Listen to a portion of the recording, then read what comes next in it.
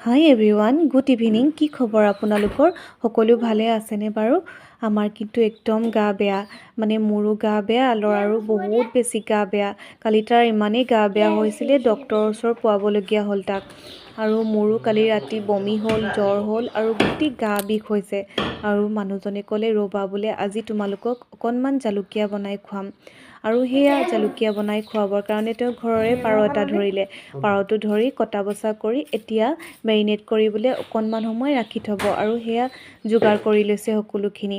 তেওঁ ক'লে, তোমাৰ গা বেয়া যে, আজি বোলে ময়ে বনাই খুৱাম। ইমান যে বেছি শুনি সন্তোষ পালোঁ নহয়। যেতিয়া গাটো বেয়া হয় আৰু মানুহজনে যেতিয়া বুজি পায় আৰু ভাত সাজ বনাই সিজাই মুখৰ আগত দিয়ে আৰু তাতকৈ কি লাগিছে, দৰৱ নোখোৱাকৈ গাটো ভাল হৈ যায়, হয়নে নহয় বাৰু? আমাৰ কিন্তু মানুহজনে বহুত বুজি পায় দেই। মোৰ গা বেয়া হ'লে তেওঁৱে ভাত ৰান্ধি মুখৰ আগত দিয়ে। গাটো ইমান বেয়া যদিও তাক অকণমান পঢ়াই লৈছোঁ, কাৰণ তাৰ একদম এক্সাম ওচৰ চাপিছেহি। ইফালে আকৌ তাৰ একো কোৰ্চ কমপ্লিটেই হোৱা নাই। সেইকাৰণে ইমান বেয়া লাগিছে যদিও অকণমান পঢ়াই লৈছোঁ। তাৰো বেচেৰাটো বহুত গা বেয়া, তথাপিও আৰু অকণমান বোলো পঢ়ি লোৱা। আৰু বিচনাতে পঢ়াইছোঁ আকৌ দেই, মানে উঠি যাবলৈ মন যোৱা নাই। আপোনালোকে আকৌ বেয়াকৈ নক'ব। পাৰিলে মানুহজনে বনোৱা ৰেচিপিটো দিম বাৰু।